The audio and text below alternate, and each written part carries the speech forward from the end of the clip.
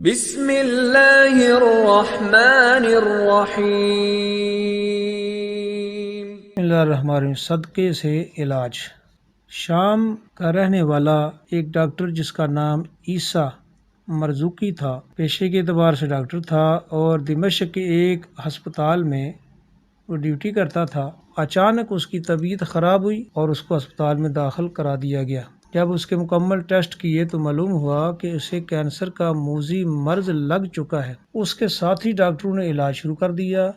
ڈاکٹروں کی ایک ٹیم نے اس کیس پر مکمل پوری توجہ دی اور اس کی طبی رپورٹیں ان کے سامنے رکھی ہوئی تھیں۔ مرض مسلسل بڑھ رہا تھا۔ بورڈ کی رائے کے مطابق وہ محض چند ہفتوں کا مہمان تھا۔ ڈاکٹر عیسیٰ خود نوجوان تھا، اس کی ابھی شادی بھی نہیں ہوئی تھی، تاہم منگنی ہو چکی تھی۔ اس کی منگیتر سے لوگوں نے کہا تمہیں منگنی توڑ دینی چاہیے کیونکہ تمہارا ہونے والا خاوند کینسر کا مریض ہے، مگر اس کی منگیتر نے بھی سختی سے انکار کر دیا کہ میں ایسا نہیں کر سکتی۔ ادھر ڈاکٹر عیسیٰ نے نبی پاک صلی اللہ تعالیٰ علیہ وسلم کی ایک حدیث مبارکہ پڑھ رکھی تھی، داؤ مرضاکم بالصدقہ، کہ اپنے مریضوں کا علاج صدقہ سے کرو۔ چنانچہ ایک دن ڈاکٹر صاحب مایوسی کے عالم میں بیٹھے تھے کہ اسے اچانک مذکورہ حدیث مبارکہ یاد آ گئی۔ اس کے الفاظ پر غور کرتا رہا، پھر اچانک اس نے سر ہلایا اور بول اٹھا کہ کیا یہ حدیث مبارکہ صحیح ہے؟ اگر صحیح ہے تو پھر مجھے اپنے مرض کا علاج صدقے کے ذریعے ہی کرنا چاہیے، کیونکہ دنیاوی علاج بہت کر چکا اور بہت ہو چکا ہے۔ اس کو ایک ایسے گھرانے کا علم تھا جس کا سربراہ وفات پا چکا تھا اور وہ نہایت ہی قسم پرسی کی زندگی گزار رہے تھے۔ بیماری کے دوران اس کی جمع شدہ جو بھی رقم تھی، پونجی تھی، وہ خرچ ہو چکی تھی، تاہم جو معمولی تھوڑی سی رقم باقی موجود تھی اس نے اپنے ایک قریبی دوست کے ذریعے سے اس گھرانے کو ارسال کر دی۔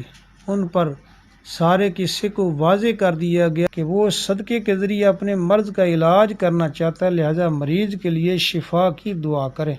چنانچہ اللہ تعالیٰ کہ رسول صلی اللہ تعالیٰ علیہ وسلم کی حدیث مبارکہ سچ ثابت ہوئی اور وہ بتدریج آہستہ آہستہ صحت مند اور تندرست ہوتا گیا۔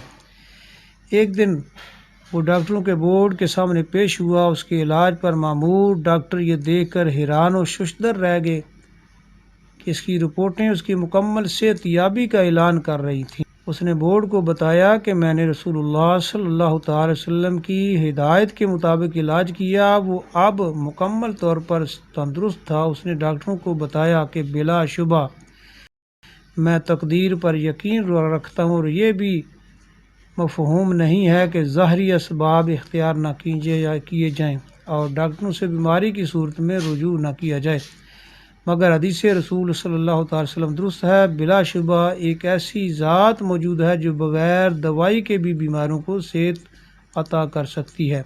پیچھے جو حدیث مبارکہ داؤ مرضاکم بالصدقہ یہ بیان کی گئی ہے، یہ حسن صحیح الجامع ہے، ابو داود کی مراسیل میں بھی موجود ہے، مجمع الزوائد میں موجود ہے، اور یہ بھی واضح رہے کہ اس واقعے کو عربی ہفت روزہ المسلمین سے لیا گیا ہے جو اس کے شمارہ نمبر 181 میں شائع ہوا ہے۔ واضح ہے کہ یہ ہفت روزہ لندن سے شائع ہوتا تھا اور اب کافی عرصے سے بند ہو چکا ہے۔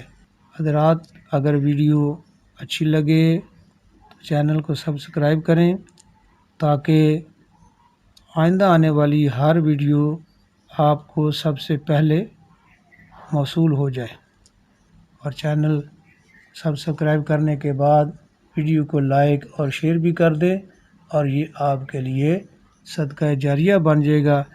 جو بھی اسے پڑھے گا یا سنے گا تو اگر اس نے اس بات پر عمل کر لیا تو آپ کی بخشش کا ہو سکتا ہے سامان ہو جائے۔